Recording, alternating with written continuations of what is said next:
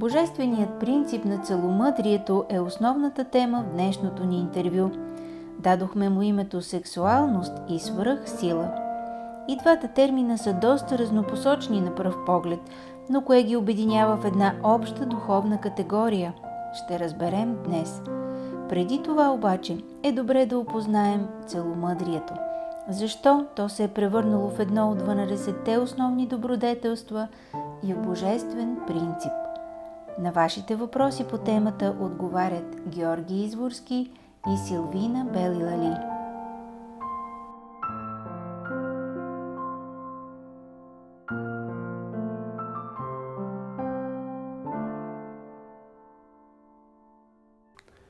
Понеже сме в началото, ще си разреша да започна интервюто класически, както вземат интервю от ангелите и от божествата, в ангелски и божествения свят. И понеже тия неща трябва да се свалят на земята, затова си позволявам това. Всяка една дейност във Вселената и всяка една работа трябва да започва с обръщане към великия вселенски разум, който е всичко, винаги и навсякъде. Това е божественото съзнание за нас. И трябва да започваме, като си отворим очите денят с молитва и да го завършим с молитва. Денонощието има 1440 минути. Тя молитви ще ни отнемат между 2 и 5 минути максимум. Но ефектът от тях е изключителен, защото това не е нещо елементарно, нещо обикновено. Това е същността на нещата и е толкова важно, колкото е важен и колкото са същински неща живота, любовта, светлината на земята. Общуването между хората, мира и хармонията. Ето колко е простичко всичко, а колко е велико и човек след това започва да бере едни плодове, които са изключителни. Значи молитва е необходима във всичко и на всеки. И ако хората изпълняват това, виждат как животът им става чудотворен. Ето една кратка, но мощна молитва и тя може да се каже, че ако не замества 100% от другите молитви, независимо за какво са, замества 90%.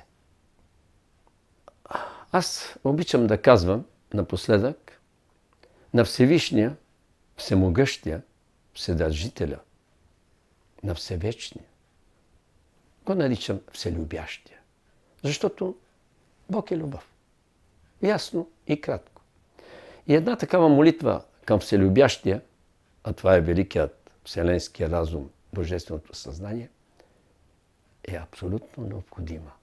Тя трябва да стане за нас, както задоволяваме физическия си глад и жажда, духовната жажда и духовния глад може да се задоволи само с молитвата, защото тя е храната на душата.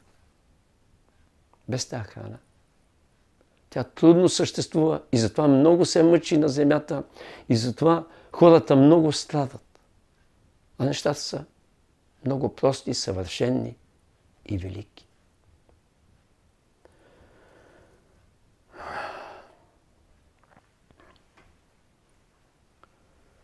Татко Вседържителю, Творецо на небето и земята, на всичко видимо и невидимо.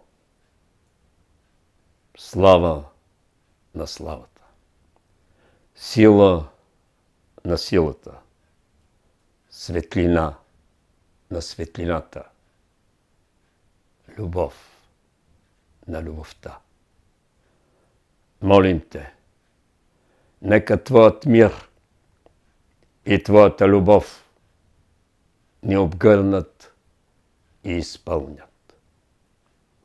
Нека си извисят сърцата ни, за да Ти отдаваме винаги и навсякъде безкрайната си благодарност, признателност, слава обич и възхвала. Господи, Ти ни разкриваш пътя, Твоята воля да бъде. Благодарим Ти от дух и душа, ум и разум, сърце и воля. Слава Тебе! Харом, Харом, Харим.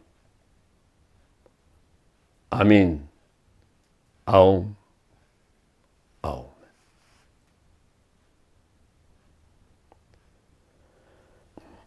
Всяко едно действие, всяка една работа трябва да започва с молитва и да завършва с молитва. Това е цикъла, който се отваря и затваря и става. Затваря кръга между земята и небето. И човек, когато става, казва молитва, може да е много простичка, много кратка. И когато си ляга. Ето, ще каже една вечерна молитва. Господи, приеми нашата любов и благодарност. Твоята воля да бъде. Слава Тебе! Амин. Аум. Аум. Харум. Харум. Харим. Колко е кратко? 20 секунди. Но тия 20 секунди те издигат за хилядолетия напред. Повишават вибрационната честота на тялото ти и на душата ти.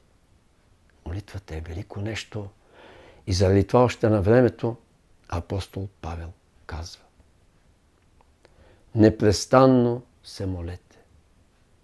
За всичко благодарете. Духа не угасвайте. Сега преминаваме към същността, макар че това, което казах, е по-голяма същност от това. Това е една част от нещата, но също е много важно. На наземен план ние разбираме целомъдрието като полово въздържание. Да кажем чисто наземен план, но със сигурност той има измерение и в ангелската вселена, и в божествената. Целомъдрието най-малко ми звучи несериозно, когато казваме за полово въздържание. Макар че това е в основата на нещата. Да, казваме целомъдрие. Сега ще изясня целомъдрие какво е, за да стане ясно по принцип. Защото на много хора наистина те не могат да разберат какво е целомъдрие. Самата дума показва какво е.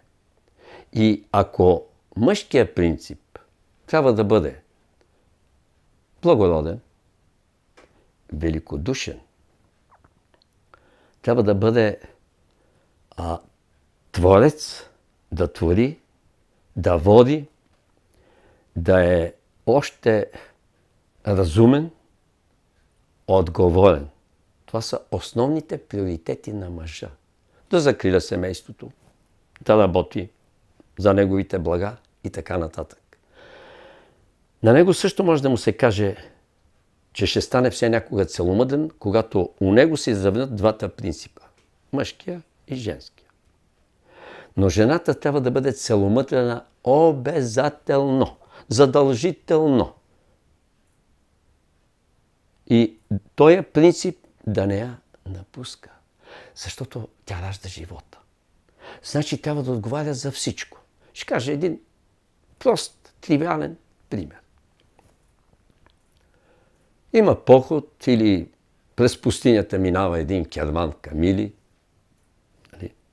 Кервана върви. В кервана може да има и жени, и деца.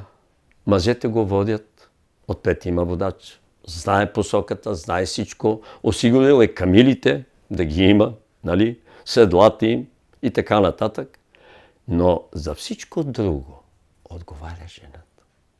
Тя отговаря за гледането и пазенето на децата. Номер едно. След това отговаря за храната, как да се разпределя. Как след като пътуват 100 дни през пустинята, водата и храната ще ги разпределя. Значи тя трябва да отговаря за абсолютно всичко. Една домакиня, в една къща, в един дом. Тя е водещата, тя е стопанката. Тя е всичко. Защо? Защото тя отговаря за всичко. Мъжът е направил дома и отива да печели. Него го и няма. Той е водача, да, така е. Но макар че аз ги смятам за абсолютно равнопоставени, защото Бог така ги смята и така ги е направил, докато на земята малко тия ценности са разместени, следователно, целомъдрена така. Това не и се забранява да прави и любов, и секс, и всичко с любимия. Но той е един. С стопанина, който идва. Тя трябва да му осигури дори и тая комфортност, колкото да изглежда така. Не само. То най-напред любовта е дадена и когато е равнопосочна или равнопоставена на секса, любовта е правена за продължаване на поколението. Само за деца. Но иначе, любовта може да бъде нежност и едно изразяване, което е чудесно. Тая взаимосвързаност между душите и между телата, естествено, щом душите са на ниво и телата са на ниво. Следователно, жената, когато е истинска жена, тя се грижи за всичко, а по време на войните тя е вземала и мъжката роля. Тогава още това, цяла цялост, цяло мъдрие. Тая целокупност е била пълния куп, защото тя е ходила доларе, събирали са се по няколко жени, правили са женско царство, така да се нарече, или женска общност, женски ашрам, както и ще да го наречем. И са работили, защото колектива по-леко може да оцелее, както ятото птици може да оцелее и знае да пътува на юг и от юг да си идва по родните места. За това е. Това е целомъдрие. И жената трябва да бъде мъдра във всяка една област. Мъжът може да бъде някъде по-прост, някъде по-умен, по-разумен. Но жената трябва да бъде мъдра във всяка една област. На нейните плещи, в крайна сметка, тежи новия живот. Тежи бъдещето. Мъжът се грижи за настоящето. За да ти дадат целомъдрие, трябва да минеш през верността и не случайно и Божията заповед, която всъщност отговаря на този божествен принцип, е не прелюбодействай. Но ние това го разбираме, не прелюбодействай, не изневерявай, то е сказано на съвременен език, на ближния си, нали така, да бъдеш верен на човека до теб. Това е, може да кажем, че наземен план. Да бъдеш верен не само на човека до теб, но да обхванеш и да бъдеш верен, а верността обхваща и любовта, и мъдростта, и всичко. Значи, за да бъдеш верен на всички същества, които са ти поверени, ти да се грижиш за тях, и всички предмети, и всичко, което една жена, нали, всъщност наистина това е задачата, от всички тези отделни елементи, чрез тая специфична магнетична енергия, която тя носи, да ги спои в едно цяло. Но всичко идва от верността. Верност към ближния, към ближните въобще, към всички същества, нали, които са около теб. Да отговаряш на нуждите им. Котето е гладно, значи то е важно в момента. Или пък мъжа идва изморен, аз много искам да му кажа нещо, обаче той е изморен, значи той е важен в момента. Разпределението на целия ресурс в едно семейство по един наистина много мъдър начин, така че всички в това семейство да се чувстват добре, да изваждат най-доброто от себе си и да са сплотени.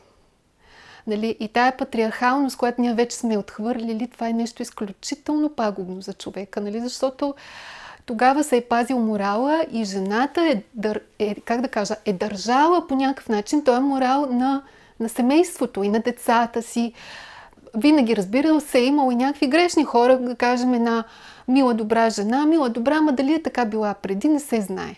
В предишни прераждания имам предвид. Значи това е първото, да си верен на ближните си. Да не им изневеряваш, но да не им изневеряваш и като чувства, и като дела. Значи това може да кажем, че е в духовен план целомъдрието. Тоест да имаш едни чисти чувства към всичко. И най-важното, което е на божествено ниво вече, да не изневеряваш на Бога. Това е целомъдрието. Да не изневеряваш на божествените принципи. И затова този принцип е фундаментален, така както жизнената енергия е фундаментална. Тя е навсякъде. Ние виждаме различни нейни прояви, да кажем, във всеки жизнен център, тя се изявява по специфичен начин. Нали, в първа чакра има една задача, във втора, да кажем, се изявява като сексуална енергия, в трета като воля, в четвърта като сърдечност и състрадание, в пета като творчество, като изява, като и така нататък. Но всичко това, за да го има, се подхранва от една жизнена енергия. И този принцип на целомъдрието е свързан с тази жизнена енергия, която идва от Твореца. Тя няма откъде другаде да иде. Ние сме свикнали да употребяваме енергия. Всичко, което трепти, живее, това е потенциал. Живота, разбира се, е най-голямата енергия, защото то е огъня на нещата. Но енергията не я казват енергия във висшите светове. Тя е енергия тук на земята в материалните светове. Във висшите светове се казва сила. Сила. Чудесно нещо. Свобода, истина, любов и светлина. Буква по буква ги тълкува. Силата е винаги нещо, което се дава. И когато я получиш вече, тя става енергия. Така че не половото въздържание, което си мислят аскетите, прави целомъдрието. Това има друга източна дума, специално. И пак се казва, и тя пак е тако българска. Целибат. Няма нещо, което да не е излязло от тракийските земи. И после, понеже траките и българите са едно и също, аз затова казвам термин трако-български. Целибат. Значи, цялостно отдаване на душата. Душата, когато е в степен ба, тя е ба, ка, ма и така нататък да стигнеш много, започва от ма. Това е материята на душата и светлината. И продължава нагоре. Не от а е светлина, а ба е следващото. Когато стигне до ка, тя е влязла в ангелските иерархии. И затова адептите на изток, казвам ги източни, ама те са, всичко са вземали от траките и там са го приспособили. Така че искат да стигнат до ка на душата. Ка е чудесно нещо. Ка е развитие, еволюция. И това от ка вече е асансионното издигане нагоре на душата. Хоп, имах такъв въпрос. Асансионното издигане, когато достигнеш до степен К. Значи си извървял първите 10 стъпала според моята притча, а те са 100 етажа, на първия етаж да стигнеш. Господ живее на 100-ния, ти живееш долу, на партера, в подземието. И той казва, синко, ела до първия етаж или до 10-тия етаж, аз ще слеза от 100-ния. Ама не мога по-долу да слизам от 10-тия етаж. Трябва да си изкачиш сам. Изкачиш ли се там, сам до него, кефти асансьора, кефти да вървиш по стълбите. Разбира се, въздържанието е много важно. Както каза и Георги, и то не толкова въздържанието, а разумността в нещата. Нали? Това, което тая разумност, нали, от човека идва и от семейството. Той самия си го и носи, разбира се, зависи какво съзнание той, каква карма носи, през какви опитности е минал. Идва и от обществото.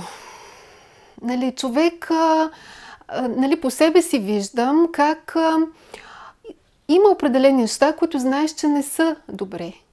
Обаче всички около теб живеят по този начин. И нещо те тегли, нали, хората те теглят. И младите хора, които все още не са, как да кажа, нямат тая изградена воля и личност в себе си, понякога лесно се подават на това, което е обществото. И тук е голямата битка за човешката енергия. В момента това, което от медии навсякъде се налага като модел на поведение, което се счита за нормално, нали, това е нещо пагубно, защото имаш някакво влечение. Да, обаче погледни го няколко пъти. Гледай знаците, гледай как се чувстваш ти.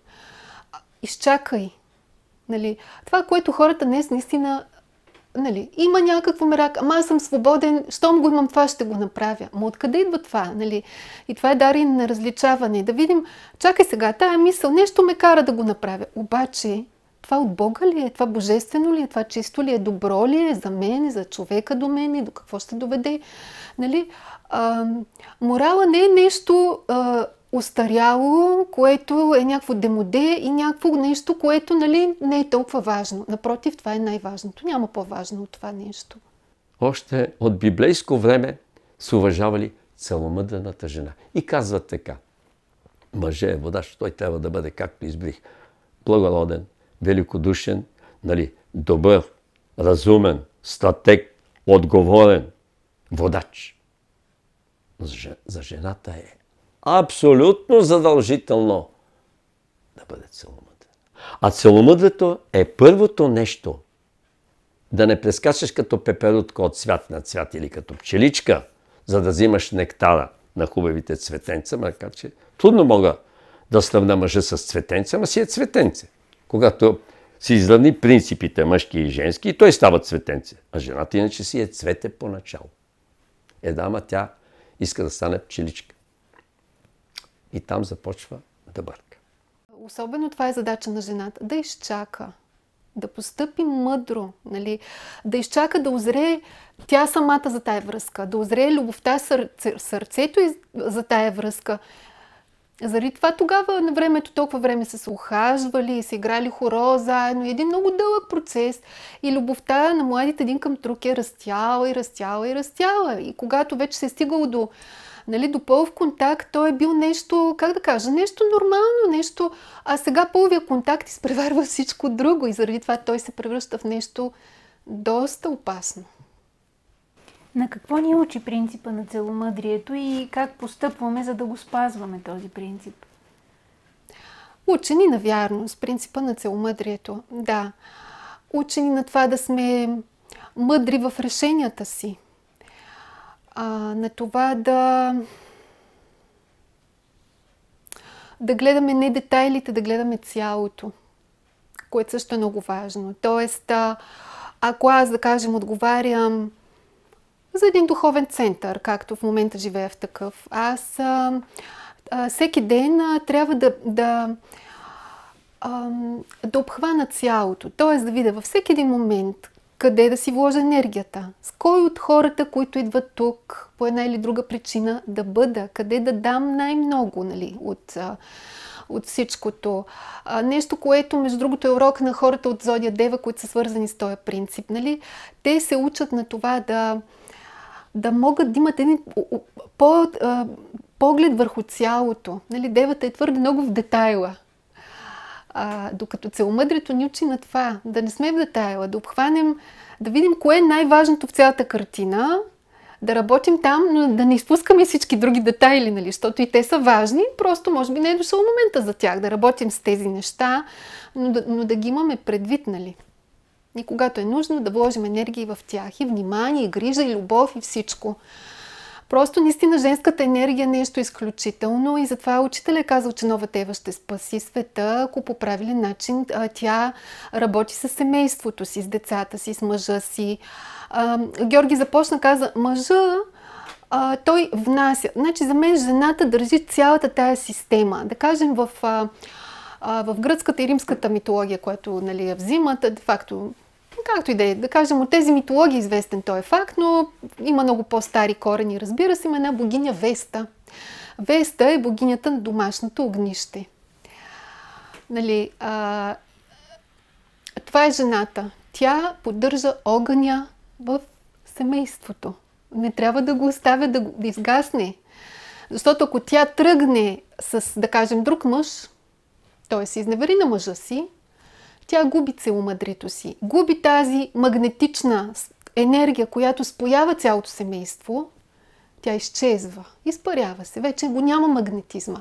И тогава семейството и почва да се разпада. С децата да се случват различни неща. Мъжа и той да почва да гледа в други посоки и така нататък. Така че Веста е богинята на верността и на пазителката на домашното огнище. Аз веднага се сещам за думата невеста. невеста. Да. Ето го. Тя си е тракийска богиня. Не случайно ти веднага го хвана. Жената е с сензори, които искат да види, да опита и да докосне. Мъжът повече работи тук, жената работи със сърцето. И сърцето я кара, когато види един мъж, както една наша близка такава позната имахме, която казва, аз си търся космическата половина, и тя търсиш космическата половина и всеки месец вкарваше по един мъж в леглото си, за да го опита. Тя ви казва, без да го опитам, как ще ходя с него? А целомъдрието казва. Искате ли да знаете? Сега ще кажа, от опит. Да. Затова моите неща са изповеди, не са проповеди. Имах една германка, католичка, на млади години. 20 и няколко години бях, тя беше 1 или 2 години по-млада от мен. И ми се влюби, мина през България момичето, влюби се, иска, чака. Но това беше социализъм, комунизъм. Тук така не пускаха един социалистически човек да отиде и да се ожени за капиталистка. Баща и 2 завода и така нататък. Голяма работа. Това всичките ми приятели го знаят този случай. И казаха, що не се ожени за германката? Защото тук, викам, щяха да малтретират. Баща ми е военен. Братовчедите ми, сестра ми работи във военно поделение. Всички най-малкото щяха да ги уволнят. И заради това спрях. Всички, които са живяли по време на комунизма, знаят, че е така. Хващахме се само за ръката. Когато казах на едно съвременно момиче, 20-на годишно такова, ами как с нея 4 години сме били, ма вика, целували сте. Бе, викам, нелегално няколко пъти. Смисъл. Тя гледа така. Ама как? Само за ръката. Тя каза така. Аз съм католичка. Преди да се оженим, трябва да отида 45 дни в женски манастир, католически, и да седя на молитви, на пост, да се изчистя, и тогава имаме право да се оженим. Тогава имам право на мъж. И трябва да бъда девствен. Това за съвременните.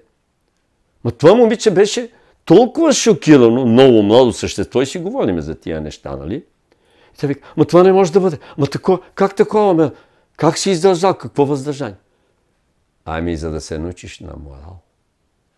Когато са слезли, слава тебе, тате, да го кажа ли? Да. Божиите синове, за да може да излезе, да се роди арийската раса, бялата, те слизат Божиите синове тук, да контактуват по този хубав начин с земните жени. Им се казва, че са прекрасни същества, избират жена. 4 години постепенно влизат един към друг, и на 4-та година божественият пламък трябва да влезе в другия земния пламък и да излезе едно хубаво дете от бялата раса. Ариец. Но той ще стане чист ариец, когато минат 12 поколения. И все той пак контактува с жена, която е вече на неговото ниво. Арийка. И така 12 пъти. Стават все по-чисти и по-чисти арийци. И това е отнело на човечеството, ако някой не го знае, 18 000 години. Не е много. Това е най-големата грешка сега. Тази полова разпуснатост и полова абсолютна извратеност, която е против природните, извратеност го казвам съзнателно, прости ми Господи за термина, против природните и божествените закони, които са абсолютни и вечни, природните може да се изменят до некъде, но божествените не. Природата, защото се изменя все пак тук. Но никога природата няма да направи мъжко с мъжко и женско с женско. Тя няма модел и няма програма. Тя е направена също от Всевишния. Тя програма я няма. Значи човека си е позволил да направи тези неща в името на експеримента. Чудесно.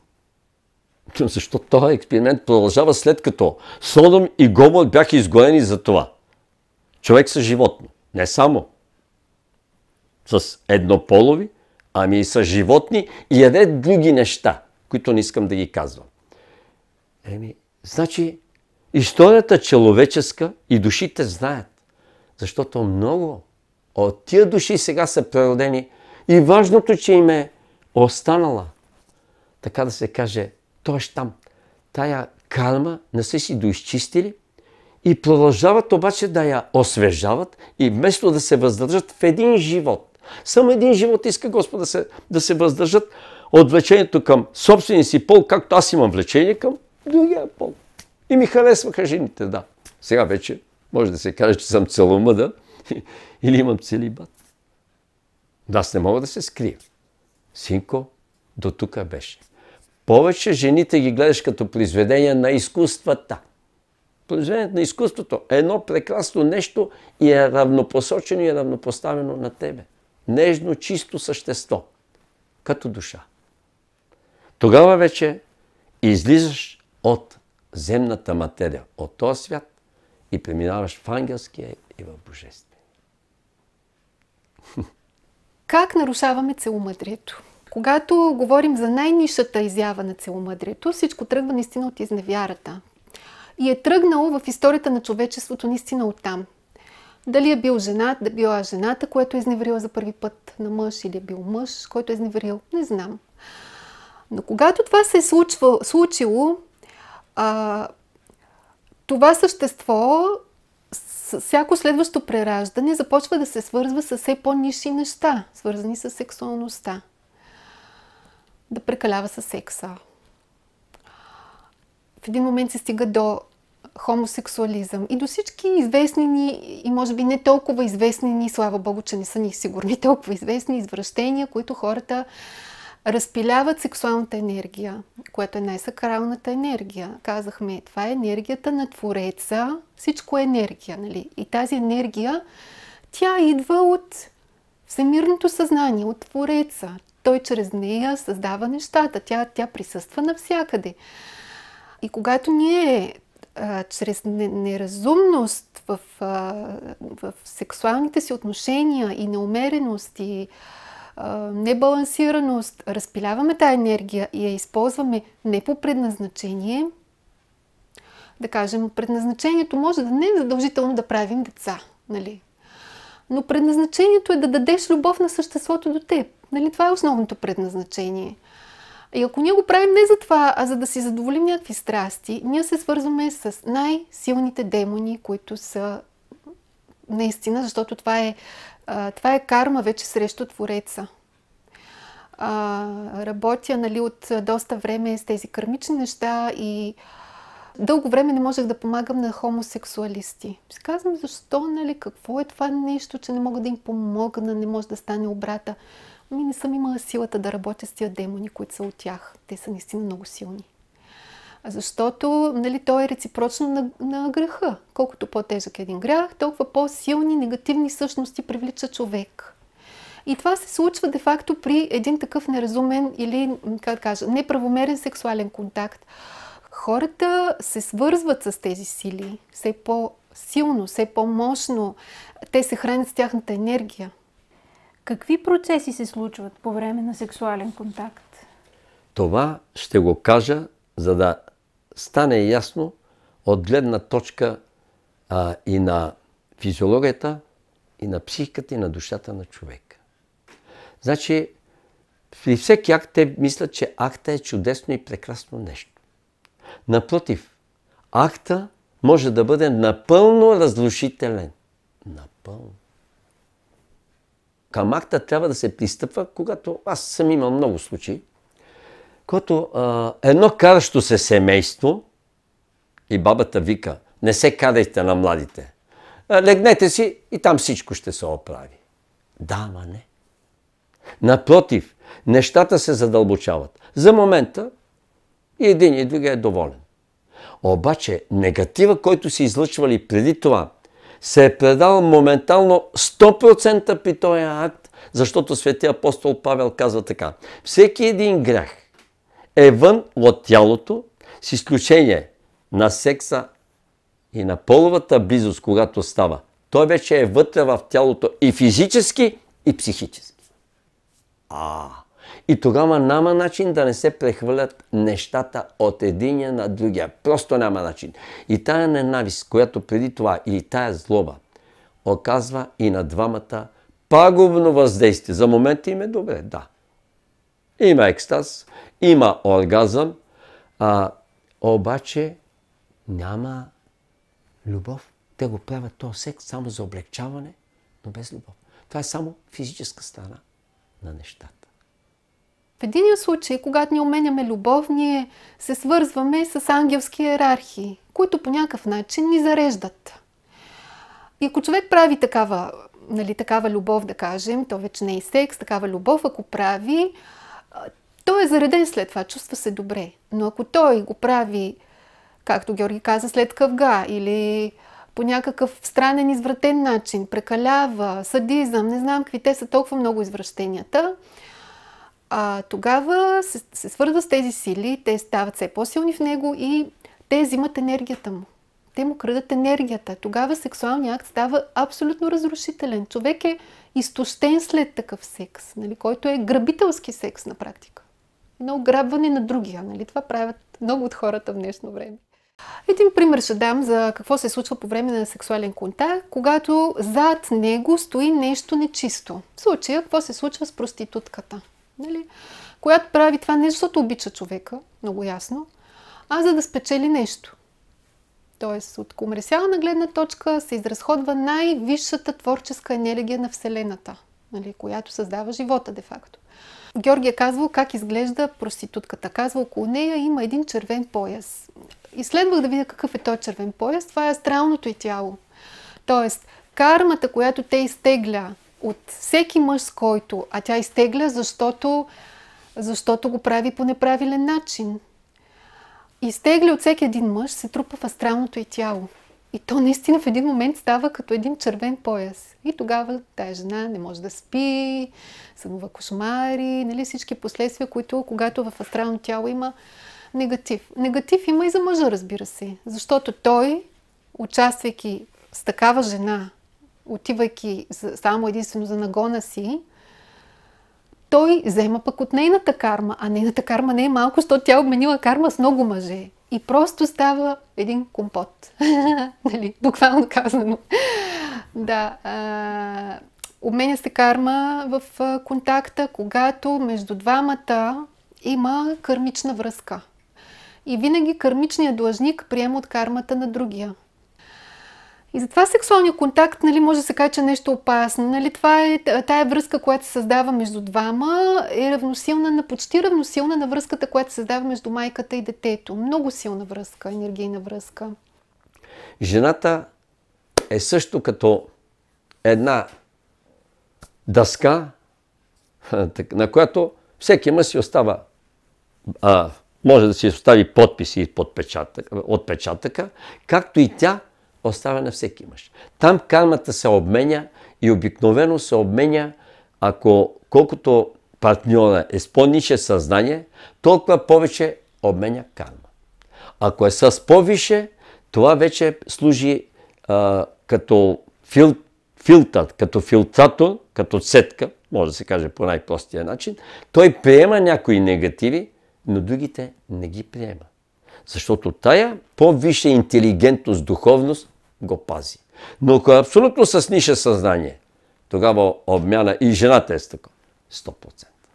И жената на 100 души приема кармата, ако е била особено жриците на любовта, нали? Или 200 или 500. Всички абсолютно, но и тя дава и заради това продължава нейното съществуване, защото те взимат от кармата. Ако не взимат от кармата, тя не може да носи това непосилен товар. Това е абсурд. Целомъдрието е пряко свързано с свръхсилата. Защото когато човек си вземе изпити по целомъдрие, какво имам предвид обаче по това? Взети изпити. Това значи, че ние преминаваме през греха. Земята е за това създадена. Като едно училище, където човек да премине през негатив, да мине след това през страданията, които носи този негатив, да научи душата уроците, колко лошо нещо в крайна сметка е това, което и да разбере, ако нарушава истината и лъже, да зажадува за истината, да оцени истината, да разбере истината. Нали? И това всъщност са взетите изпити. Тоест, минаваш си през негативностите. Нали, ако това ти е профил, такива хора си имат доста опит с сексуалността. Минали са през какво ли не в преражданията. Но в един момент душата вече си учи уроците и Бог започва да я помага на такава душа, която се е научила уроците.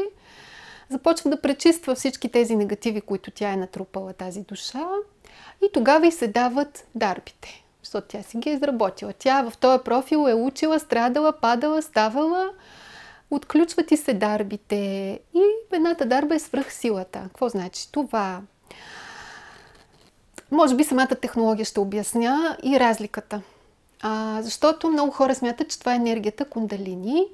И тук трябва да разгледам нещо, което е доста важно. Това са различните техники, тантри и всякакви, които хората тренират и правят най-различни практики, за да събудят тая енергия. Включително правят и злоупотреби с сексуалност. Много често това са хора, които не са си изработили обаче морал. Свръхсила се дава на хора, които все пак имат някакъв стремеж, взели са си изпитите, нали? Когато това е един чист егоизъм и псевдодуховност, при тия хора идва енергия. И те наричат кундалини змията. Това наистина е змия. Обаче тази енергия, която влиза в тях, е негативна енергия. Нали? Енергията е една, но зависи от какъв дух идва към човека. Ако това е Христос, това е една светла, благодатна енергия. Ти се превръщаш в любов. Цялото ти същество се изпълва с тая любов, с тая сила. В същото време това ти дава и творческа, и вече зависи как ще се прояви енергията. Дали като някакво творческо нещо или... Защото това не е обязателно творческа енергия. При един се проявява по един начин, при друг по друг. Зависи къде му е профила и силата, нали? Коя чакра, да кажем, най-силно ще се отвори. Това е първо един внезапен процес, който се влива негативна енергия от тъмен дух. Нали? Можем да го сложим в кавички, ако искаме тъмен, защото горе няма тъмни и светли, но така или иначе това е енергия, която преминава през неговото поле и се влива в този човек, в енергийната му система. Обхваща чакрите му и цялото му енергийно тяло се изпълва с не много положителна енергия. И заради това са много случаите на хора, които след такова преживяване нещо им става, губят разсъдък и така нататък. И затова учителите казват, че с това трябва да се внимава и не трябва човек да се заиграва с това нещо. В варианта, в който Бог ти го даде, когато ти си един, човек, който от чисто сърце следва пътя на Бога, помага на другите, стреми се, живее чисто, тогава тази дарба се отключва по един много постепенен начин, така че човек дори не го усеща. Тоест, със всеки ден все по-виш светъл дух, първо отваря чакрите на човек. Нали, това е едното. След което се влива енергия от всяка следваща степен е все по-виш светъл дух. Нали, на някое място бях споменавала, бяхме в този язовир горе Батак и там работи архангел Рифиел, нали, и вля енергия. И аз си мислех, че това е свръхсилата. Нали, този архангел, който ни изпълни тогава. Бяхме наистина много вдъхновени, много енергия се вля в нас. Но след това видях, че се следваш по-виш дух и следваш и си казвам това, нали, кога ще явно в някакъв момент. Нали, човек стига до някакъв предел. Кой е този предел? Когато духовният ти водач влее силата, своята енергия, изпълни чакрите ти с своята негова енергия, нали, човек какъв ефект има това и защо се прави, защо се дава на този човек в крайна сметка. То не се дава естествено човек да ходи да вдига щанги и да си казва, вау, колко съм силен. Дава се на хора, които вършат някаква духовна работа. Нали. И се дава за всеки ден, това също е важно да се знае. По едно време се молех, казвам, моля ти се Господи, увеличи ми дажбата на енергия за деня, защото на моменти нямам сила. Нали, през мен преминават доста неща всеки ден, с които работя енергийната работа трябва да ви кажа, че е най-изтощителната работа. Няма работа, в която човек да губи повече енергия от това. Нали? Но хората не си го дават сметка, защото то е, как да кажа, невидима работа. И за всеки ден си има дажба, т.е. как да кажа, през нощта човека се изпълва с определена енергия и това е енергията, която ще му трябва за следващия ден. И се молех да бъде с няколко процента повече, нали, за всички ни, за да имаме повече сила да си вършим точно тази работа. Нали. Когато човек трябва да се изправи пред някакъв, как да кажа, като духовен подвиг, да спаси някого, да кажем, някой, който го е затиснало нещо много тежко и този човек бере душа, а ти си там и имаш тая дарба, в този момент ти наливат мощно енергия в цялото енергийно тяло. Като казвам енергийно тяло, етерното тяло, това не са само чакрите, които знаем, нали, централните чакри. Имаме второстепенни чакри, които са отстрани, отпред, отстрани, отзад. Нали, централните. Имаме и мини чакри. Мини чакричките, те са по цялата повърхност на тялото. И всички те са свързани с невидими енергийни нишки, които, да кажем, на запад наричат меридиани. И всичко това е енергийното тяло на човека. Много важно тяло. Нали? Там има ли блокаж, има ли нещо, човек се чувства уморен. Нали? Или няма достатъчно енергия в този енергиен център, съответно в някакво направление не му върви. Да кажем, изведнъж една жена става фригидна. Защо? Какво точно се случва, че нали, тази енергия в нея намалява? Ами точно това. Понеже тя е била твърде разпусната в предишни прераждания, сега господарите на кармата и правят един енергиен блокаж точно на втора чакра. И като няма там енергия, нормално, нали? Органите не се захранват с енергия и жената става по този начин. Ще кажа пример.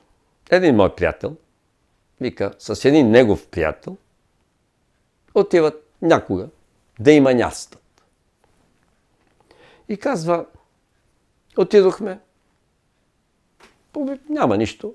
А там имаше един овчар, който слизаме от колата, поздравяваме го. Той пасе 20-30 овчици човека. Вика, момчета, какво има тук? И те викат, те дойдахме тук да огледаме нещо. И той вика, там вървете, имаше една стара крепост. И казва, моят приятел е 150 кг мъж, тежък, така голям, нали, развит. И аз покрай него отидохме, видяхме. Тръгваме втори път да отидем на това място. Най-напред заваля дъжд, после се спука гумата, после вика радиатора, оправихме ги всички тия работи и отиваме. И на същото място спираме колата и овчаря пак там, мрачно такова небето и пасе овците. И когато слязохме от колата и тръгваме да вадиме уредите, и той вика, момчета, вие не разбирате ли от сигнали? Какви сигнали? Ами спукахте ли гума? Спукахте ли радиатора на колата? Да. Ами, валеше ли дъжд в София? Да. И защо идвате сега? Миналия път ви пуснах, но сега не ви пускам. Аз съм пазителя на този регион. Ето, старец, с тояга и с това. И вика, не може да отидете вече там. Един път отидохте и видяхте. И моя приятел вика, той бъбрит един такъв, як, тръгва към него и вика, дядо, аз се погледне. А той, който ми разказва, вика, той е слаб, вика като те, вика. И много възрастен. И казва, отива към него, да го хване, да го разтърси. Стареца само се присегна, като се приближи, хвана го и го дигна с една ръка и го държи така. С една ръка 150 кг. И вика, и го подусва го във въздуха и вика, моето момче, не искам да ставам лош. Аз казах какво е. Това е сила. И като го пусна, вика, изчезвайте на колата и да ни няма. Това го видях, казва, с очите си. Сега викам, разбрали какво е енергия. Как се съчетават духовното развитие и сексуалността? Имат ли съвместимост или се изключват взаимно? Това е един въпрос на Кристина Стоева, която сме получили в групата Божествено лично. Чудесен въпрос. Сега. За нишите съзнания се изключват взаимно. Когато човек тръгне по духовния път, това от опит го знам и от най-близки приятели, които си ми казали. И казват така. Винаги казвам неща, които са истински, за да се знае. И винаги от живота. Казва, с една жена духовна, вика, и аз съм духовен. Посещаме Слънцето, всичко си е точно и, разбира се, сексуалността си върви. Секс има. Но интересно ми, по едно време, тя каза, виж, този секс повече нещо ме изтормозва. Не, че не те обича. Ама вика, така, може или по-рядко, или да има някакво затишие, някакво междучасие, някакъв покой, някаква тишина и после така може. И започваме да ги разглеждаме, обаче мене нещо ме напъва отвътре, защото мъжа, той е с по-ниже съзнание. Тя продължава да се качва и накрая казва, виж какво, на мене ми стига да се пригърнем, като се видим, да се държим за ръце, като ходим някъде, нали, като младите влюбени, така. И вика, всичко това ми изпълва, все едно, че сме правили любов. А па вика, като ме погледнеш с обич, или аз като те погледна и съм изпълвен. Не искам физически допир вече. Ама той я остави след няколко месеца и взема една с по-нише съзнание негово, за да си правят секс всяка нощ. Ами не мога. Защо не се опита да си издигнеш до нея? Те работи да те задоволяват и тебе. Ето, това е степента на съзнание. За мен смирението е ключа за духовното израстване. Нямаш ли смирението, нещата стават сложни. И когато човек има това смирение и се старае, тогава вървят ето тези процеси, които трябва да ви кажа, че това, което в момента се случва с много от хората, в един нормален случай сигурно са нужни стотици прераждания, за да може тая душа да израсне така, както сега и се дава в момента. Нали? Това също можем да го кажем асансьорно издигане в духа, т.е. едно израстване на съзнанието, което само за едно прераждане става нещо, какво да кажа, нали? Наистина изключително. И това пак е свързано с целомъдрието, с тази жизнена енергия, която ние просто трябва да използваме целомъдрен. Това не значи, че трябва да се откажем от него задължително. Но има един праг, в който дори Бог го изисква вече от теб. Обет за целомъдрие.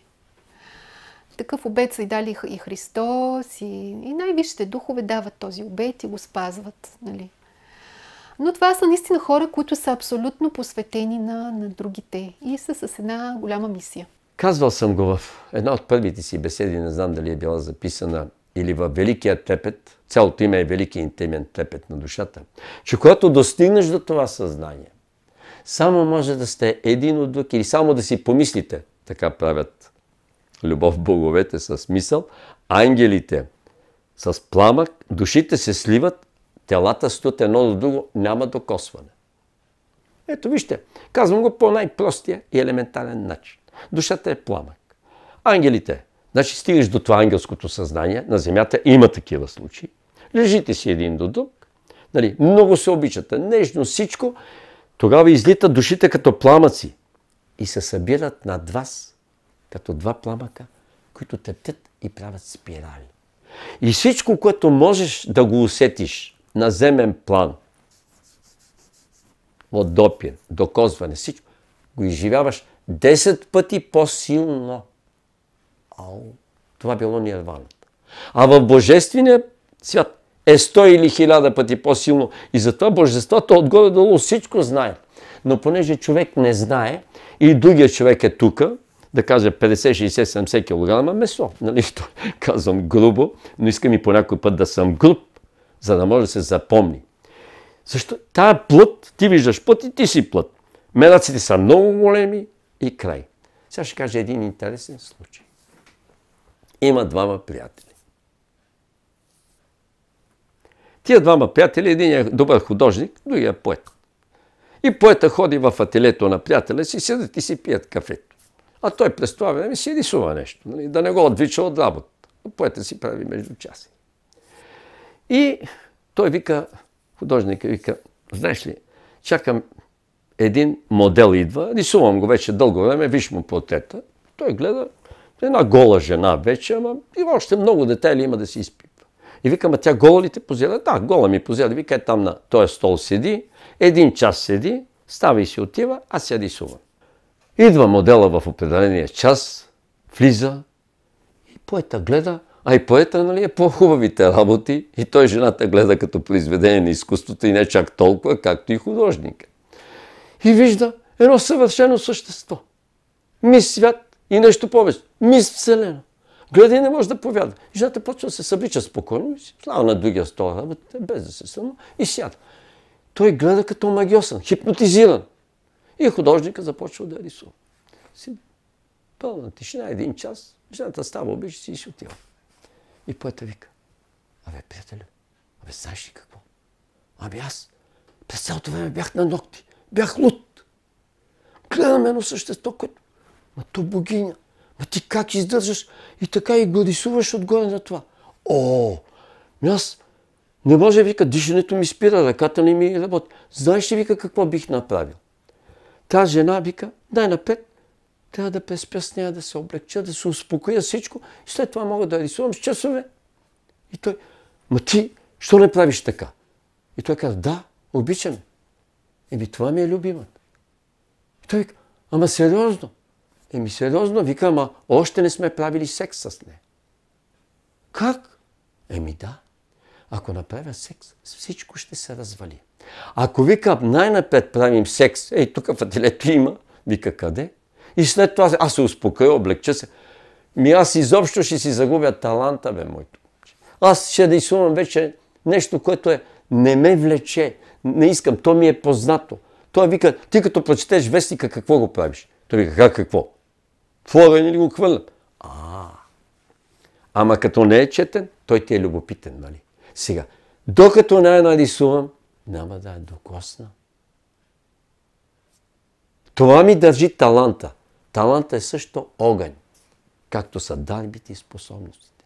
Всичко, в което има огън, е живо, свободно и прекрасно. Огън е любов, защото дава светлина и топлина. А основните атрибути, основните качества на любовта са светлина и топлина. Плюс всички останали, разбира се.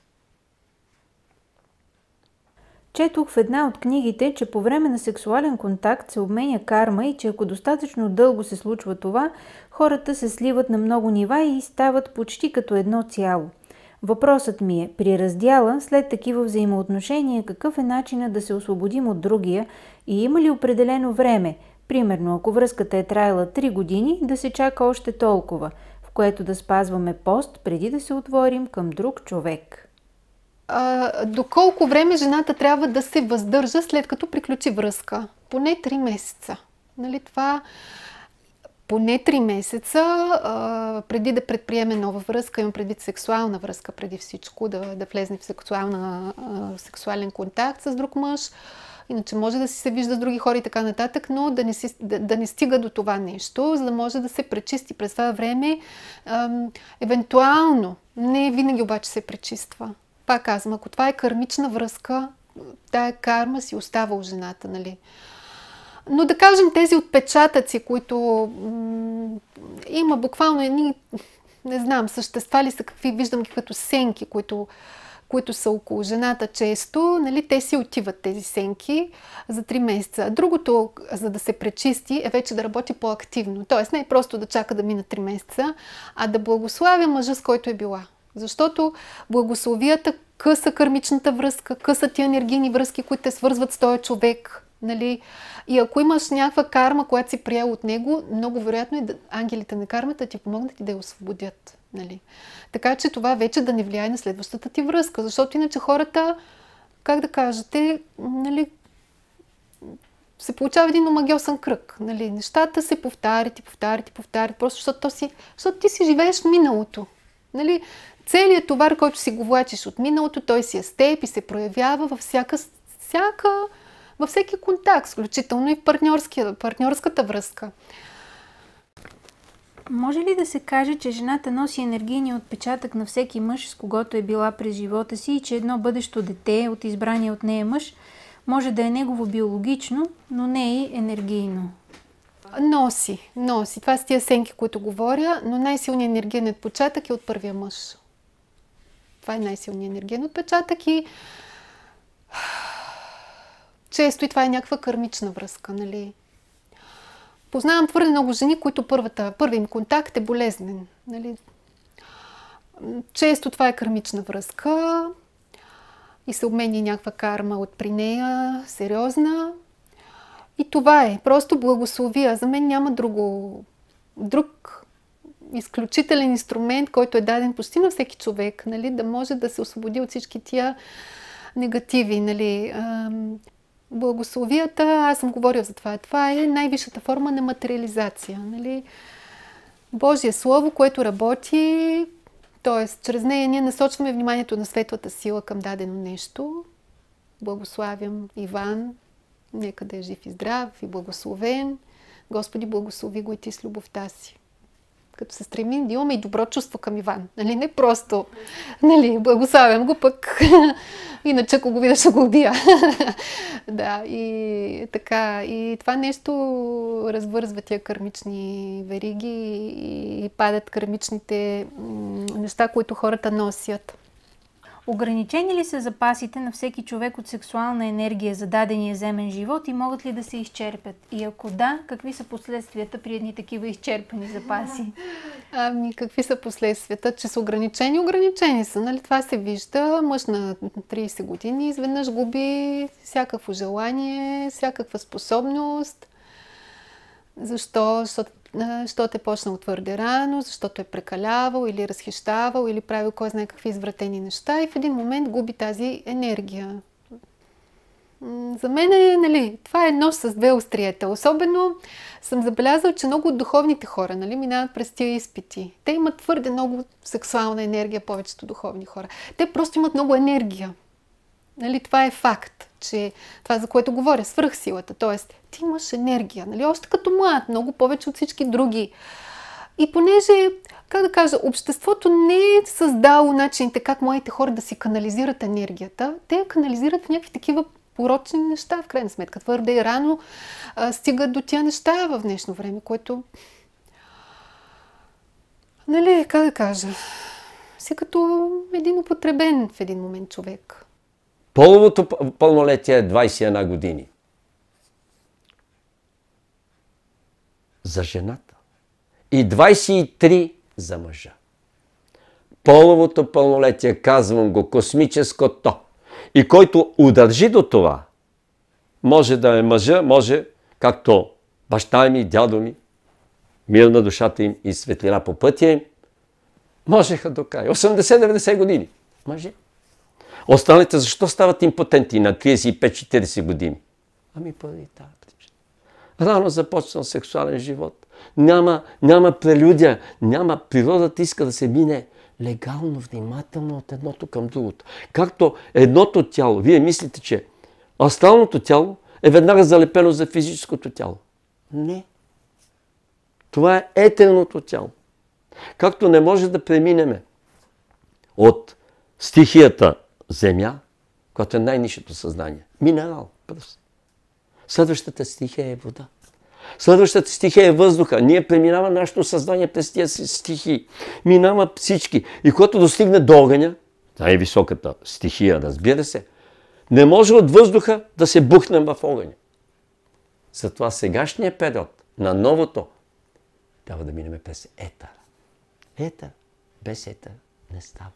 Горе, в Христово съзнание най-важното е цени живота. Нали? Докато в Божествено съзнание, когато отидеш там, урока е цени всеки ерк енергия. Не само живота, не само живите същества. Всеки ерк енергия. Примерно, какво значи това? Да се отнасям с уважение, респект и грижа към всичко. Тая маса, да уважавам нещата, да уважавам Твореца, който е създал, ако в нея особено има и нещо красиво, да го забележа. Да се стремя да я поддържам чиста, красива, изрядна. Дори ако мога с нещо да допринеса, да стане още по-хубава, примерно да направя някакъв интересен стил, както аз обичам да правя рустик и така нататък. Нещо, което да върне към живот този предмет. И това е значи да цениш всеки ерк енергия. Защото енергията тя е във всичко. Това значи да обичаш и да цениш всичко. И да си целомъдрен, нали? Да обхванеш всичко. Защото всичко е Бог, нали? Да останеш верен на Бога. Защо двойките масово се нуждаят да си вземат почивка един от друг? Защо енергията не стига в семейните отношения? Според мен, партньорите в дадена двойка са заедно, за да се зареждат един друг и заедно да се чувстват най-силни и пълноценни. Защо е точно обратното на практика? Защо след брака бавно и постепенно има спад надолу, докато в един момент сексуалните отношения избледняват? Да. Може би да кажа какво би било правилното, за да не се случва всичко това, което всички познаваме. Нали? Ключът тук е един. Нарича се свобода. Ако аз живея с другия по един ограничаващ начин, ограничавам го и не му давам възможност той да има време и за себе си, аз съм се вкопчила в този семейен живот, нали, смятам, че това е единственото, което трябва да бъде, нищо друго, ми много ясно, че нали, другия ще има нужда от пространство и ще иска и време да остане сам. За мен ключа хората да са дълго време заедно е първо да имат нали, малко по-висши съзнания и после да си дават свобода, да си дават почивка. И това да става естествено, нали? А не, омръзна ми, не мога повече да те издържам, давам си почивка. Ама защо стигате до този момент? Защото първо изразходвате енергията си, кога сте заедно по неправилен начин. В нали, къвги, спорове, семейни, всякакви такива битови неща, които ви смъкват енергията и много ясно, че се уморите един от друг, нали? Докато ако това са двама човека, които всеки си има неговия периметър на действие и всеки един уважава другия и периметър на неговото действие, на това, с което той е полезен за другите хора, по някакъв начин, ако могат и да се допълват, нали, би било прекрасно. Нали, заради това има един малко такъв банален лав, че нали, не е важно да гледате един друг, а да гледате в една посока. Това наистина е така. Нали. Ако вие имате подобни духовни интереси или каквито и да били интереси, но нали, се подкрепяте един друг, а не се ограничавате, няма как да настъпи умора. То си един творчески процес, който единия си твори неговите неща, другия си твори неговите неща. Ако могат да са заедно в това нещо, прекрасно, въпреки че това нали, също е малко трудно. Хем да са семейство, хем заедно да работят в един бизнес, да кажем, или нещо такова. Но за мен ключът е свободата. Винаги съм държала на това в моята връзка да имам свобода и аз да я давам на човека, защото тогава той може да се разгърне, а не да съм една жена, която се вкопчва в него и нали, цялото му свободно време трябва да е с мене. И защо пък с мене? Нека човека да отиде с приятели, да отиде някъде, да се разведри. Тогава, когато той се върне при мен, ще бъде много по... как да кажа? Ще ме оцени. Нали? А иначе си едно такова същество, което само иска и само очаква. И искам още нещо да прочета от тази книжка. Ще си направят всичките извод. Как да общуват и в любовта, и в семейството, и винаги. Звездно общуване. Добре е хората да живеят и да общуват като звездите. В едно съзвездие, но далече един от друг. И всеки да свети толкова, колкото му е даден. А не един от семейството да иска да стане масло над водата, нали? А другия да стане вода. И връх един да стане капитан на семейния кораб. Ами и другия иска. Това е. Да свети толкова, колкото му е дадено. Но хората допускат голямо сближаване помежду си. А има неизменен небесен закон. Голямото сближаване в материалните светове винаги води до голямо отблъскване. При нарушаването на този закон, неминуемо явление е, обичта колкото и да е голяма, рано или късно се превръща в точно толкова голяма ненавист и омраза. Примерите са безброй. Земното голямо сближаване обязателно води до отнемане свободата на ближния. А щом е нарушена неговата свобода, нарушена е и твоята. Ето, внимание за всички влюбени двойки. Хубаво е с прегръдка да си напомняме, че се обичаме, но вечната прегръдка е винаги затвор. Това е обсебването на влюбените. Един към друг. И вика, аз го обичам. Да, ама ако е вечна прегръдка, тогава има ревност. Това е затвора. Как и защо губим енергията си? Въпрос зададен от Маргарита Козарева. Пише: чувствам, че нямам сили. Това е един доста така сложен въпрос и много неща могат, цяла лекция може да се изнесат по него, но ще опитам накратко да спомена различни начини, по които човек губи енергия. Затова сме имали и лекция, нали, разбира се. Когато човек излъчва любов, когато е с добродетелите, той вероятността да се свърже с нисши енергия е много по-малка, нали, защото ние губим енергия, когато се свържем с нисшите неща.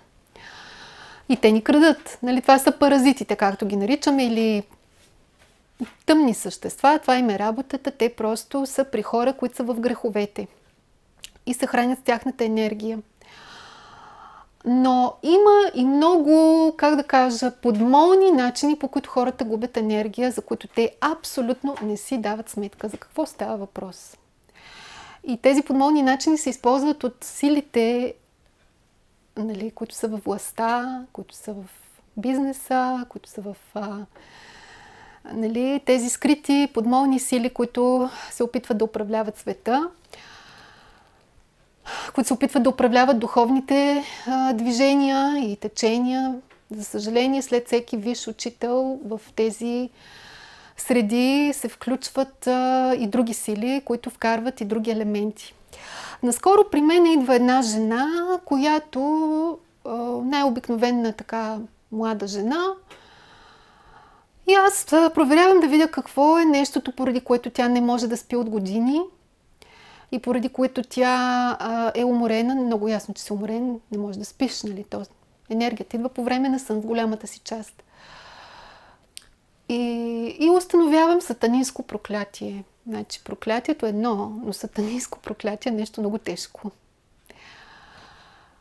И тя казва, не беше изненадана, казва: аз не се изненадвам от това, което ми казваш, даже го очаквах. Казвам: така ли? Ти пък откъде тази жена, нали, може да попадне на такова нещо, нали, сатанинско проклятие?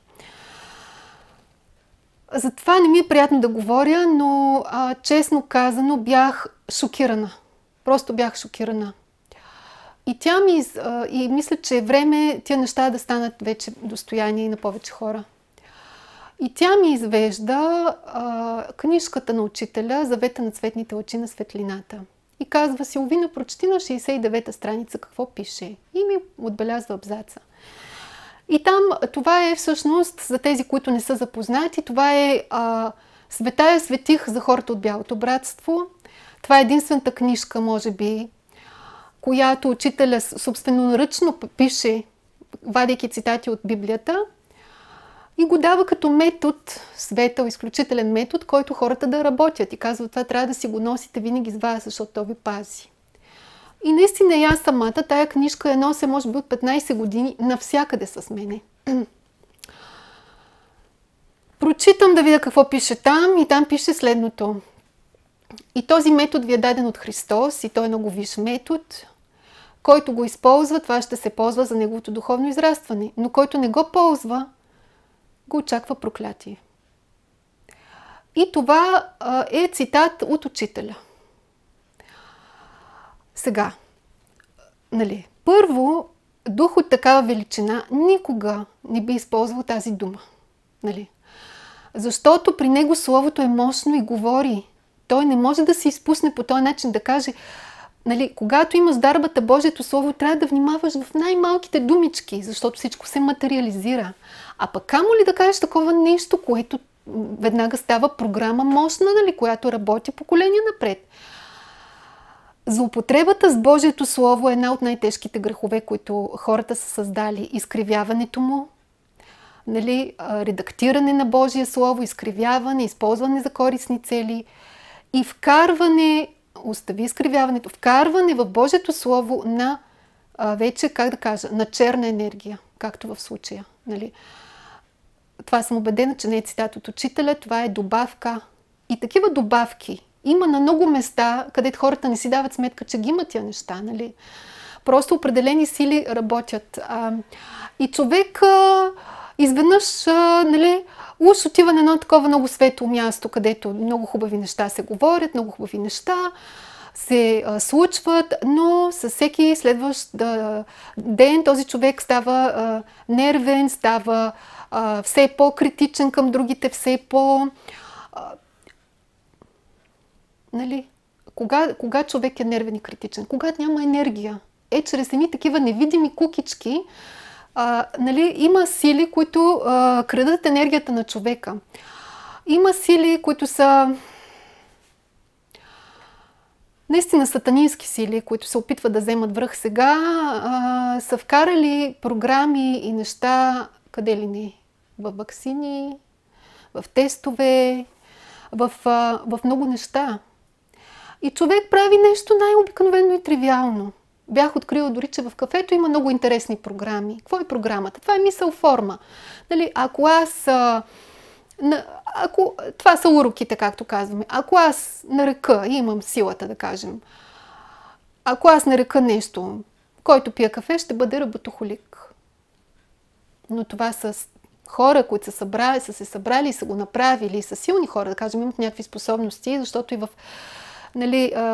другата страна на силата също работят с способности. Само че там способностите са един голям изпит за това его, нали, което нали, способностите ти са дадени, за да ти изпитат егото основно. Защото ти в предни прераждания си злоупотребявал с силата и сега светлата сила отново ти дава възможност да види колко ти е къла, нали, колко са ти силни ангелите.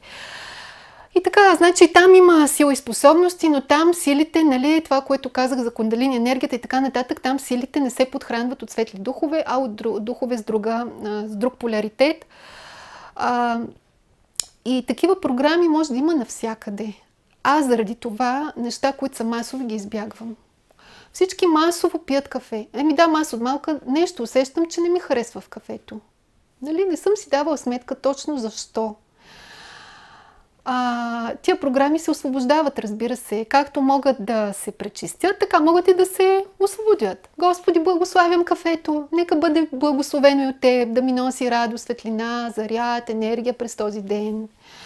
Това са неща, които са много важни в днешно време, където много сили и енергия работят за енергията и съзнанието на хората, за да ги хванат, нали? И човек трябва да е много внимателен. Участие в различни практики. Включвам се в една медитация или включвам се в една духовна практика някъде на някакво хубаво място, връщам се и оттам настъпва един срив. Защо? Енергиен, психически и всякакъв. Защото хората, които са се събрали там, не им е чист косъма. Нали? И всъщност това е един егрегор, който не е вече светъл, защото хората, които са включили в него, не са светли хора. И чрез него работят вече тъмни сили. Пак казвам в кавички, нали? Просто това е много голямо изпитание, нали? Тъмните сили, тяхната работа е това на каналджиите, да изпитват хората. Духовността е преди всичко внимателност, нали? Будност. Това не дай сега урголишката, къде какво чуем, да участваме. Просто трябва наистина да усетиш учителя си, че това е свят, чист човек, да си сигурен в това. Защото един егрегор се създава от главата. Значи, ако главата на това духовно течение е човек с нечист косъм, както съм търсила различни гуровци и неща, нали, точно какви неговите пороци и неща се прехвърлят и на хората. Изведнъж и те стават, примерно, разюздано сексуални, със странни желания, нали, към гурото или към други членове на този колектив. Просто защото той е, как да кажа, той реално създава този егрегор и той е най-важният. Тъй, че гледайте внимателно, нали, хората, какво излъчват, какво правят, какво говорят. Не само да им слушаме лекциите, нали, по интернет. Защото има хора с много благо и меко излъчване, а всъщност там работи нещо съвсем друго. И всичко това, как да кажа, е дадено, може би човека, за да се научи, както и с сексуалната енергия, да цени истинските неща. Да ги търси и да ги оценява. Може би да, един много логичен следващ въпрос. Много пъти съм си мислила, че животът често ни поставя в ситуации, в които лесно можем да сгрешим, да се отклоним, без да имаме такова намерение. Тогава започваме да търсим отговори, знаци, които да покажат сбърках ли наистина, какво се случи, обзема ни тревога от неяснотата. Моят въпрос е: какъв е начинът да успяваме да държим верния ход на нашия живот? Има ли знак, пътеводна светлина или усещане, че може наистина да си сбъркал и ако не следваш знаците, ще дойдеш до там, докъдето трябва? Да, за човешкия живот винаги има няколко сценарии. Нали? Той не е само един. Но като цяло светлата сила се опитва да ни води през по магистралата, както казва Георги. Нали? И винаги ни предупреждава по някакъв начин, че тръгваме в отбивка, която ще ни изведе някъде, кой знае къде. Нали? По хиляди начини. Примерно, една жена иска да изневери на мъжа си. Това е случай, който са ми го разказвали. И тръгва вече с това намерение. Изведнъж пада, и то не пада, ми пада в една кална локва. Какъв е този знак? Какво ти казва? Ма случайно ли? Няма случайно. Казвам ви честно, няма случайно всичко. Просто невидимия свят работи с човека по хиляди начини. Да, обаче да кажем, тя го прави това нещо. Въпреки това, нали, си казва, случайно беше голяма работа, нали. И тогава тя си почва вече по пътя на изпитите. Да върви с всички последствия на това, което се случва. Губи целомъдрието си, губи много неща.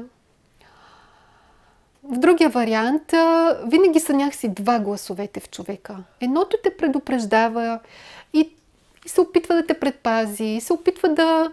Винаги някакси Бог се опитва да те води във верната посока. Но човек това не го чува, пренебрегва го или не го чува като мисъл, защото често и като мисъл присъства. Изведнъж нещо казва. Интуицията ми казваше, че не трябваше така, обаче аз, нали, какво направих? Ето сега сърбам си по парата.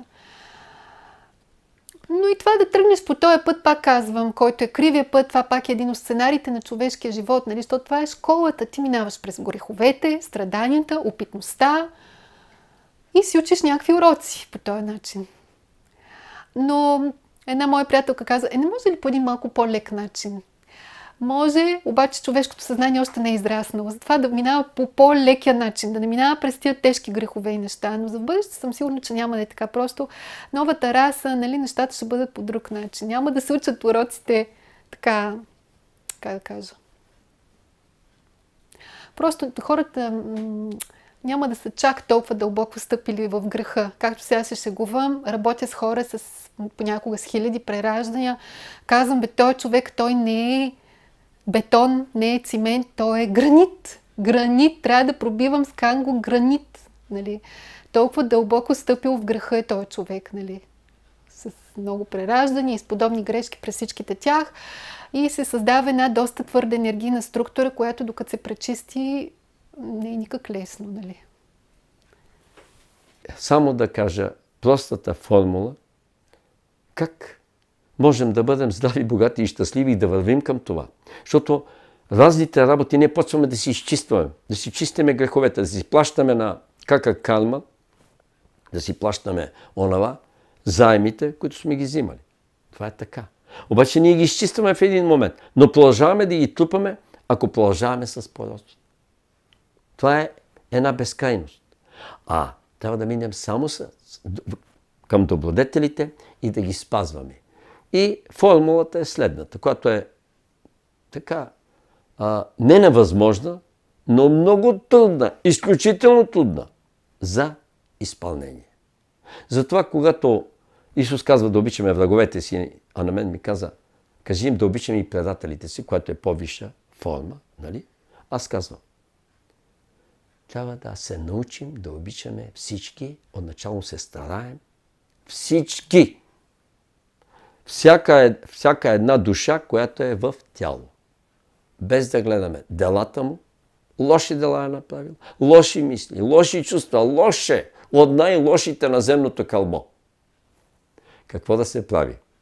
Бог го обича и когато ти се научиш поне да го уважаваш или да не мислиш или да го неутрализираш, тогава тръгваш по духовния път и виждаш как се случват чудеса в живота ти. А ако се научиш да го обичаш, Бог моментално те прави светия.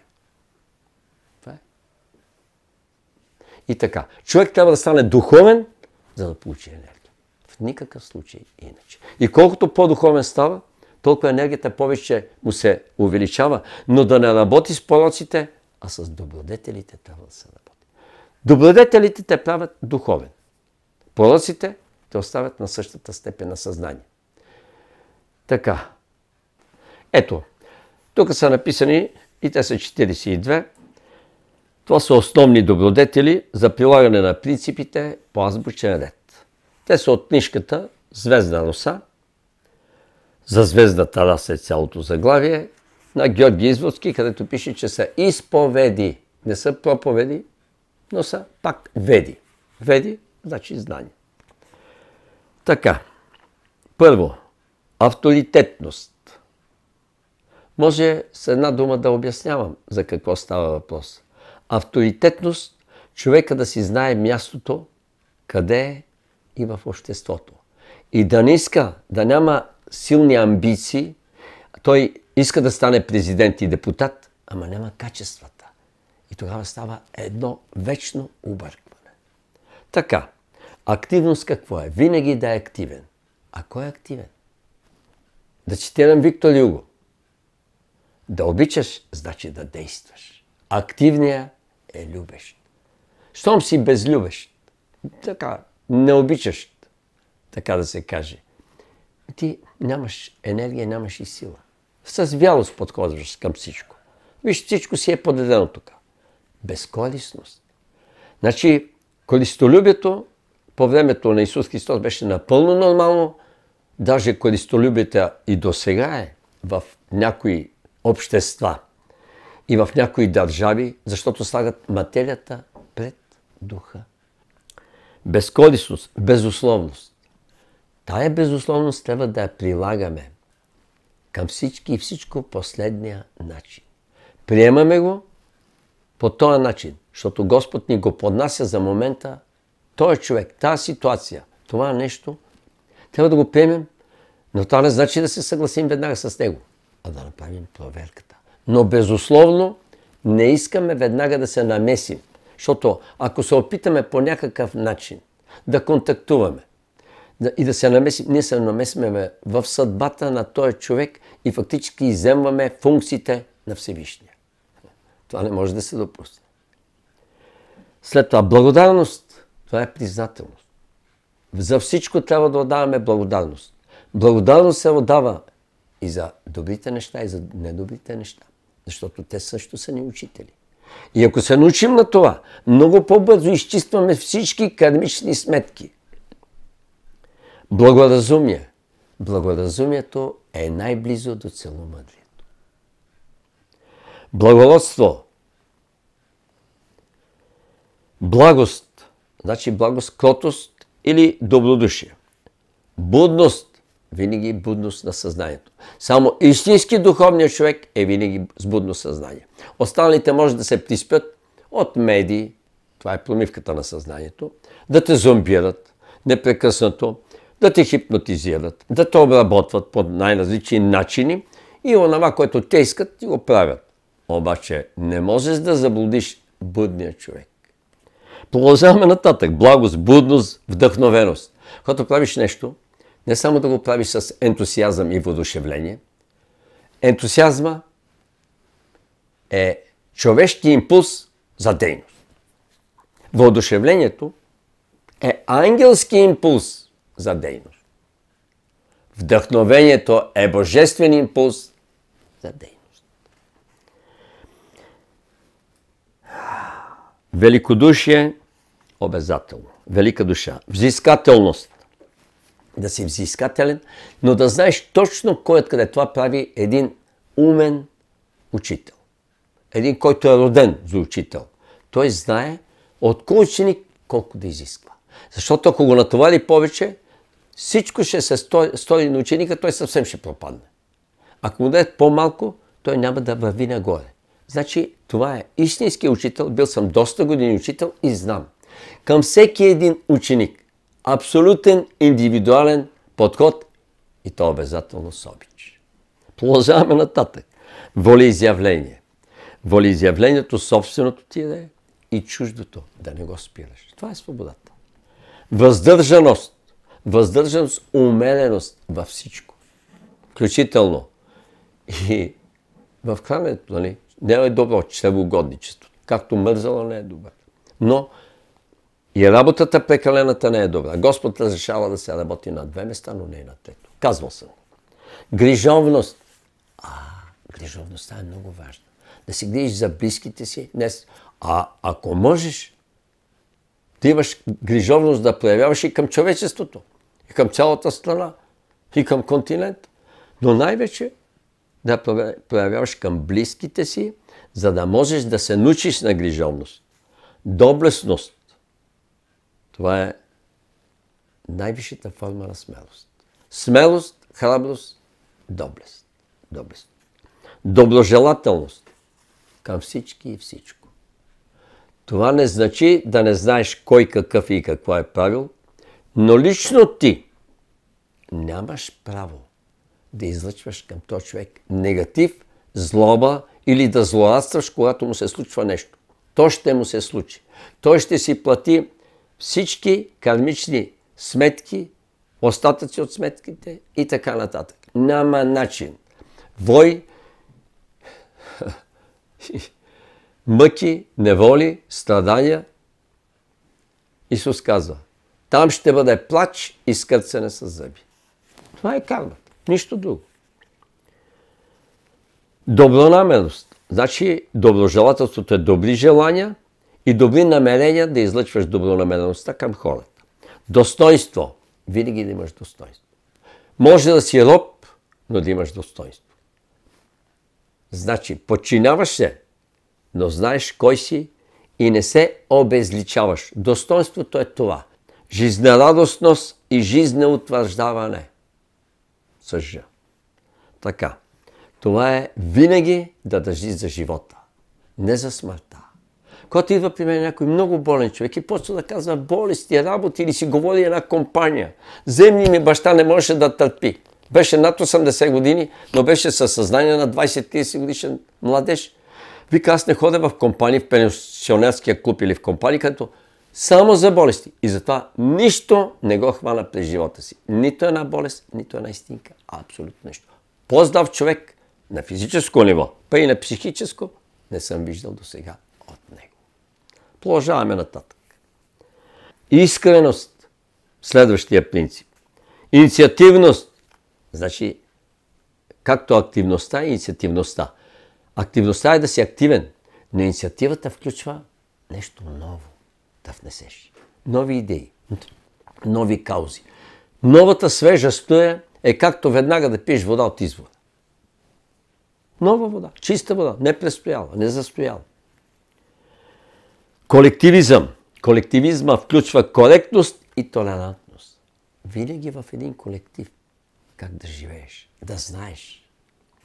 Любвеобилност. Да. Любвеобилност трябва да се дава. Този пример съм го казвал в моите беседи. От двете дръвченца близнаци, които ги засадихме тук до оградата, до входната врата, едното изсъхна. Години и половина сухо. Реших да го съживя и сега е много по-малко от другото дърво, а са близнаци, но е живо и здраво и расте. Защото 1 година го поливах и му давах любов. 1 година. Всеки ден. Ако ходих някъде, бях му обещал по 1 кофа вода всеки ден. Когато иначе вали дъжд и зимата, не. Изкара така 4 сезона. И накрая пусна едно листенце сухия. Викам, ето как стават чудесата. Те не са чудеса, аз положих много усилия. Ако беше Исус, щеше да каже, раззелени се, и щеше да се раззелени. Но човек най-напред трябва усилия и може би ще дойде време, аз ще кажа, раззелени се и ще се раззелени. В това твърдо вярвам. Но не знам къде ще стане, тук или отвъд. Така, продължаваме нататък. Милосърдие, миролюбивост. Това са основни принципи. Просветленост. Значи просветлеността вече те води към праведност. Защото не е само посветеност. Посветения хващат го и насила го правят праведник. Иска да стане посветен. Той има желание и те викат, да, ще те учим и ще вървиш. Така. Просветеният чете. Да. но не е просветлен. Просветление вече отива вътре в светлината. Това е най-висшата духовност и интелигентност. Тя те води буквално в праведността. Ти вече си станал праведен, за да си просветлен. Иначе не може. Като станеш просветлен си праведен и като си праведен си просветлен. Самопожертвователност. Най-висшата добродетелност във Вселената. В духовния свят може да влезе с всички други добродетели, които са. Но в божествения свят те пускат само с жертва, пожертвователност. И то само пожертвователност за всички и за всичко, за всяка една жива същност и жива клетка в Вселената, да си готов да си дадеш живота. Тогава ставаш божество веднага. Самоуважение, свободомислие, себевладеене, себепознание, смирение, съграждане, търпеливост, търпимост. Има разлика. Храброст, човечност и ясно осъзнатост. Ясно осъзнатост може да имаш само това, когато не може да ти влияят земните неща. Когато вече имаш изграден стереотип на пълен човек мислене, никакъв порок не е останал от тебе. Никакъв. Но трябва да има дар на различаване и дар на съобразяване. Без тия два дара не може да разбере за какво става въпрос. И следователно медиите и ред други работи се подчинява и, как да кажа, промива му се съзнанието. Това е вид зомбиране, вид духовно поробване на човека, което е най-голямото престъпление в Вселената. Войните рано или късно ще се простят. Но това, което е в момента и се опитват да повлияят на съзнанието на хората, и те ги повлияват масово, разбира се, така, след като хората стават неадекватни, е така.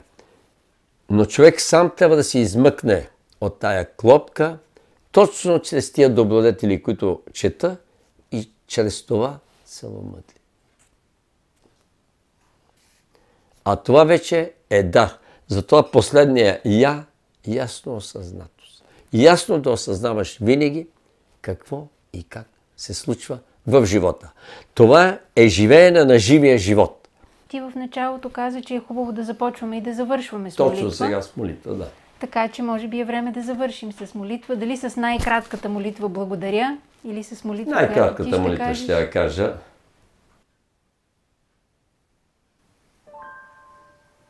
Татко Вседържителю, Вселюбящи, приеми нашата любов и благодарност. Твоята воля да бъде и пребъде. Благодарим Ти от дух и душа, ум и разум, сърце и воля. Слава Тебе! Амин. Аум. Аумен. Харом. Харом. Хари.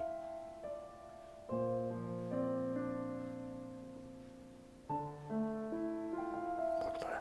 Поклон.